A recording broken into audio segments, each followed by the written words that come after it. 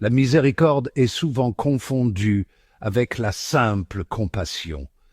Tandis que la compassion reconnaît la souffrance, la miséricorde va plus loin. Elle nous pousse à agir, à soulager la souffrance et à restaurer la plénitude. La miséricorde n'est pas passive, c'est une force active qui cherche à guérir et à transformer.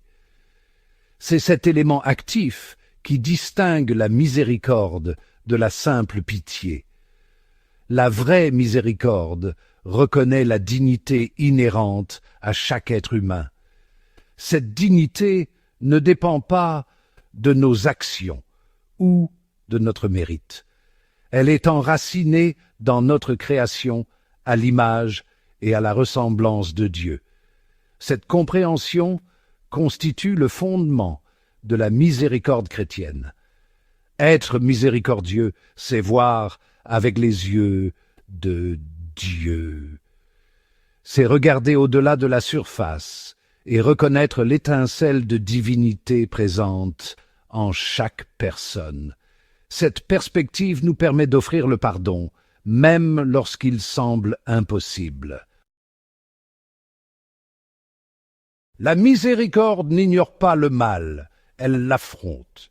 Mais elle le fait non pas par la force, mais par l'amour.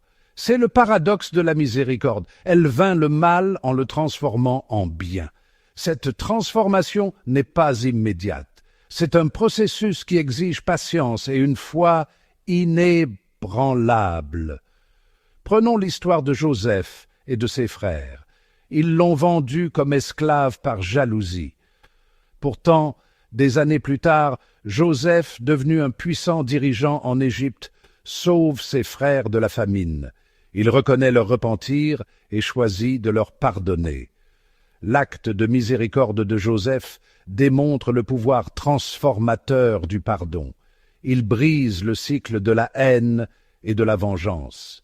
Cette histoire illustre comment la miséricorde peut apporter la guérison et la réconciliation, même dans les situations les plus difficiles. L'exemple ultime de la miséricorde se trouve dans la vie, la mort et la résurrection de Jésus-Christ. Il est venu dans un monde consumé par le péché et les ténèbres. Il a fait l'expérience de la souffrance humaine. Il a été trahi, renié et finalement crucifié.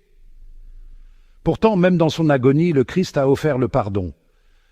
Il a prié pour ceux qui l'ont moqué et torturé. Sa mort sur la croix n'a pas été la fin, mais le commencement. Sa résurrection a vaincu la mort et offert à l'humanité la promesse de la vie éternelle. L'Ancien Testament regorge de prophéties concernant la venue d'un Messie. Ces prophéties parlaient d'un roi qui régnerait avec justice et compassion. Elles annonçaient un sauveur qui délivrerait son peuple de ses péchés. La vie et le ministère de Jésus ont accompli ces prophéties. Il a incarné la miséricorde et l'amour annoncés par les prophètes. Ses enseignements mettaient l'accent sur le pardon, la compassion et l'amour mutuel. Le lien entre l'Ancien et le Nouveau Testament souligne l'unité du plan de Dieu. Il révèle un Dieu fidèle à ses promesses et qui désire combler l'humanité de sa miséricorde. Par le sacrifice du Christ, nous voyons la profondeur de l'amour de Dieu pour l'humanité. Cet amour n'est pas mérité. Il est donné gratuitement. C'est un amour qui vient à notre rencontre, même dans notre état de péché. C'est un amour qui transforme et qui rachète. La miséricorde devenait des eaux. Un signe de faiblesse. C'est un témoignage de sa sainteté. Elle révèle son pouvoir de pardonner, de guérir et de restaurer. C'est par la miséricorde que nous faisons l'expérience de la plénitude de l'amour de Dieu. Tout comme le Christ a fait preuve de miséricorde envers ceux qui l'ont crucifié, nous sommes appelés à faire preuve de la même miséricorde envers les autres. Cet appel à la miséricorde n'est pas un fardeau, mais un privilège. C'est une opportunité de participer à l'œuvre de guérison et de restauration de Dieu dans le monde d'aujourd'hui.